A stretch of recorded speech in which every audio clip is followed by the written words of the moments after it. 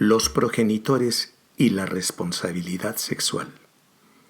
Respecto al tiempo, Agustín de Hipona dijo: sé bien lo que es si no se me pregunta, pero cuando quiero explicárselo al que me lo pregunta, no lo sé. Aquí entre nos me pasa algo similar, y es que para definirlo, solo gente como Einstein o Stephen Hawking. Menciono esto porque resulta de capital importancia para el tema sobre el cual esbozaré algunas ideas. Antes de continuar, debo señalar que en estas grabaciones no pretendo que lleguemos a un acuerdo. Pero si después de escucharme quedan inconformes o con dudas, habré logrado mi objetivo, pues me interesa que la gente se mueva y deje de repetir lo dicho por quién sabe quién sabe dónde y quién sabe cuándo. Para 2018 se calculaba que había 1.800 millones de personas de 10 a 24 años de edad. De ese total, 175 millones no podían leer o escribir una frase completa. Y 500 millones de 15 a 24 años vivían con menos de $2 diarios. Qué suerte que en nuestro caso no sea así, podrás decir, pero ¿te has puesto a considerar que vivimos en una sociedad donde el autoritarismo se ha filtrado a todas las capas? De los sectores más poderosos a los más depauperados hay jerarquías, y nadie desea ocupar los peldaños más bajos. Se busca estar siempre por arriba de alguien. Cuidado con ocupar el último lugar. Podrá parecer tonto, pero más que estar muy alto, importa que haya otros por debajo de nosotros. Como dijo el mal compadre cuando los perseguía un enorme y feroz perro: la verdad, yo no quería correr más rápido que el perro. Me bastaba con correr más rápido que mi compadre.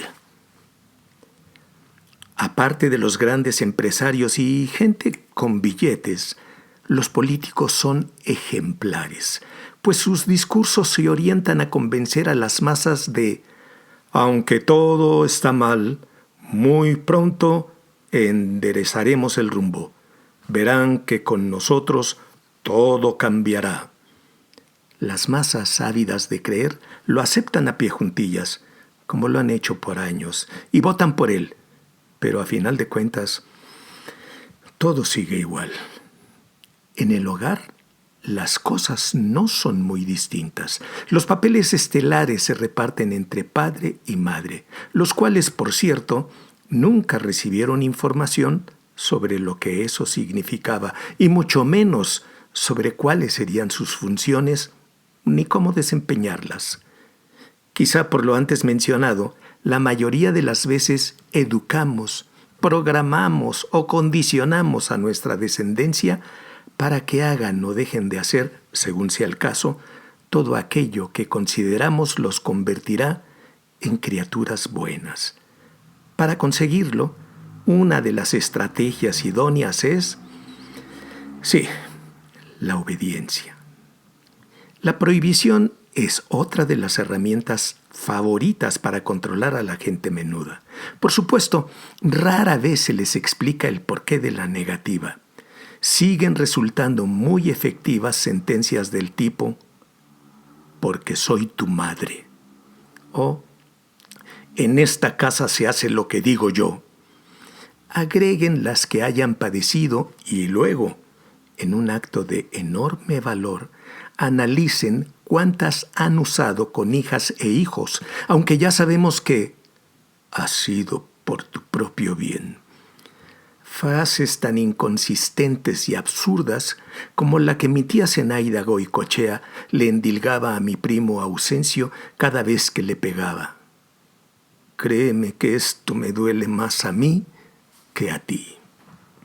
Si bien casi nadie les recuerda, hace varios años Alvin y Heidi Toffler dijeron que vivíamos en la época del cambio, para más adelante comentar que los dueños del mundo serían los que manejaran y controlaran la información.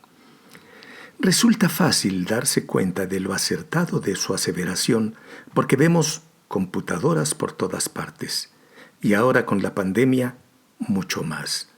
Sin embargo, si tú crees que en el Buen Fin conseguirás una oferta, lamento decirte que no lo creo, porque eso de Buen Fin es para los comerciantes, no para la clientela. Conforme pasa el tiempo, la pubertad se presenta más temprano y en contrapartida se recomienda que la gente se case a mayor edad, motivo por el cual la adolescencia se prolonga más y más y más. Vale la pena aclarar que pubertad es un concepto biológico. Se dice que proviene del latín pubertat, que significa más o menos llenarse de pelos. Otros dicen que quiere decir vello en el pubis, pero en esencia describe el incremento de las hormonas gonadales. En cambio, adolescencia es un concepto construido que se refiere al tiempo que transcurre entre la infancia y la adultez. En otras culturas, la niña y el niño, por medio de una ceremonia de iniciación, llegan a la adultez o serán responsables de sus actos, cuando menos oficialmente, como entre los judíos por medio del bar mitzvah para ellos y bat mitzvah para ellas. En el Congo, cuando varios chicos llegaban a la pubertad, eran pintados de negro y enviados con sus madres a una zona limpia de árboles donde convivían entre ellos varias horas. Pero a medianoche llegaban unos seres monstruosos, guerreros disfrazados, para llevarse a los niños a un lugar donde los esperaban los circuncidadores. La ceremonia se efectuaba después de embriagarlos. Ellos debían resistir sin quejarse, luego de lo cual eran aceptados como guerrero. Esa noche las madres lloraban la muerte de sus niños, pero al otro día, desde lejos, celebraban el nacimiento de los futuros guerreros. En varios grupos musulmanes, las chicas son sometidas a un procedimiento que eufemísticamente se denomina circuncisión, pero que para una gran cantidad de personas en realidad es una mutilación. Hay de varios tipos, pero los que más llaman la atención son la suna y la faraónica. En la primera se extirpa el clítoris y en la segunda se quitan además los labios menores y se cierran los mayores, dejando un orificio para que salga la menstruación. Vale la pena recordar que este procedimiento está prohibido por la ONU, aunque ello no significa que haya dejado de practicarse. Es necesario comentar que hay personas que no están de acuerdo con que se hable de mutilación genital. Por ejemplo, el doctor en antropología social Lodoño Sulkin, profesor del Departamento de Antropología de la Universidad de Regina en Canadá, afirma estar de acuerdo con lo planteado por la antropóloga sierra leonesa y estadounidense doctora Fuambai Ahmadou, quien se realizó la circuncisión femenina ya de adulta y de forma voluntaria. Ella dice que los movimientos antimutilación genital femenina son parroquiales y no liberales. Comentarios tan extremos me animan a revisar y analizar el tema en una futura grabación. En nuestra sociedad, la adolescencia es un constructo social, una especie de limbo donde ha de permanecer la juventud hasta alcanzar la mayoría de edad. Se asegura que ese lapso sirve para obtener habilidades garantizadoras de una vida exitosa.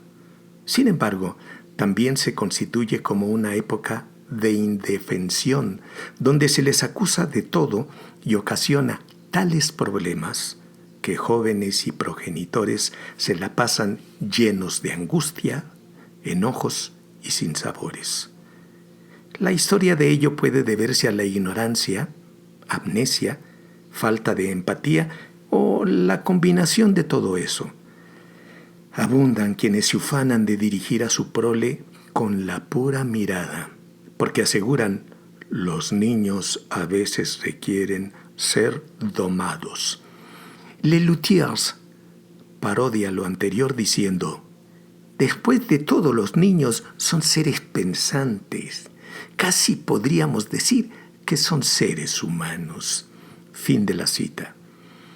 Cuesta mucho trabajo aceptar que han dejado de ser niños y que pueden tener deseos diferentes a los nuestros, pues su desarrollo es una señal ineludible y a veces cruel de que envejezco.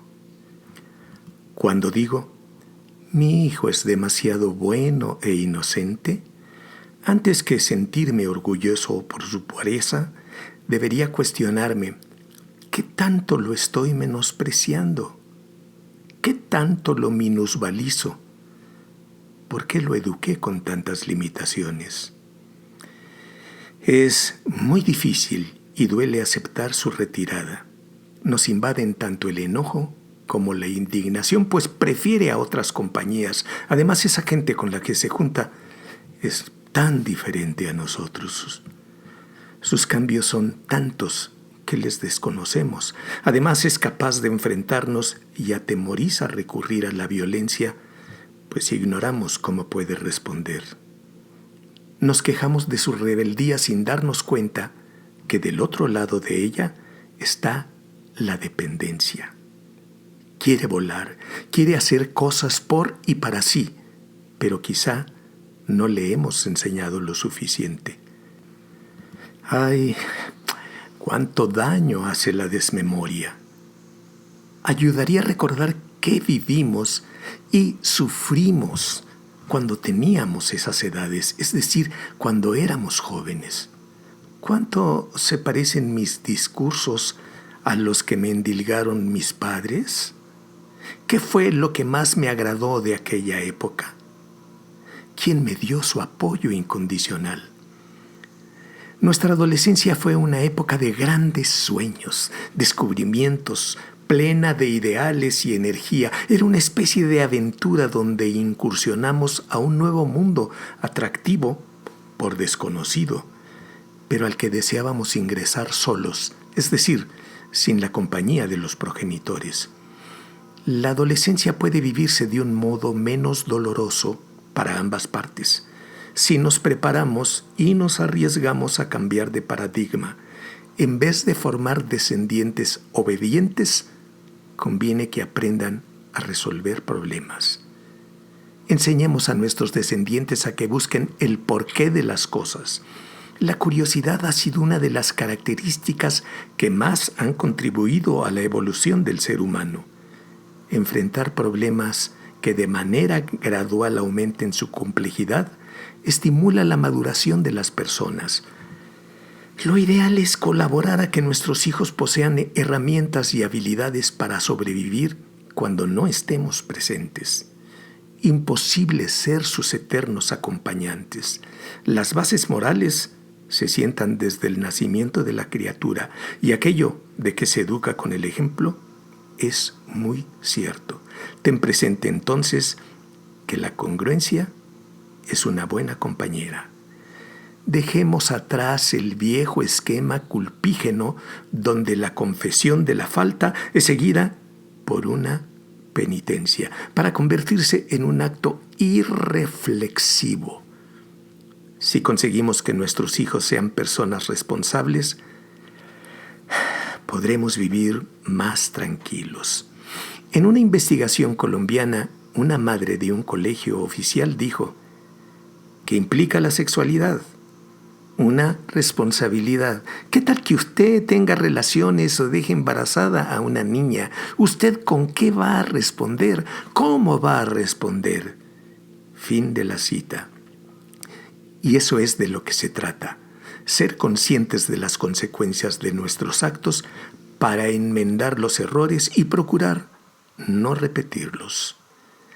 La estrategia del avestruz jamás comprobada no funciona. Condenar ciertos temas al silencio por temor a manchar la ignorancia más bien, de las criaturas, lo único que hace es exponerles a no saber cómo reaccionar cuando se topen con ellos.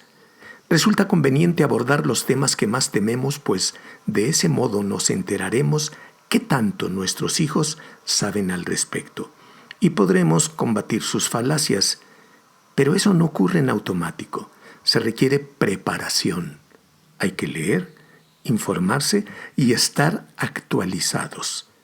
Es innegable que en la actualidad se habla más de sexualidad, pero un análisis cuidadoso mostrará que continúa vigente el esquema biologicista y patologizante. Por ningún motivo se esboza que el erotismo puede ser algo muy placentero, y menos aún tratándose de nuestras hijas. Si cuando andas de bohemio recuerdas a Martín Urueta y cantas a todo pulmón, mujeres, oh mujeres tan divinas, ¿no queda otro camino que adorarlas? Quizá te interese saber que en California en el 2001 se encontró que 33% de las jóvenes experimentaron cierto grado de violencia en el noviazgo. 15% fueron golpeadas por sus novios. 27% tuvieron que defenderse a golpes de sus novios.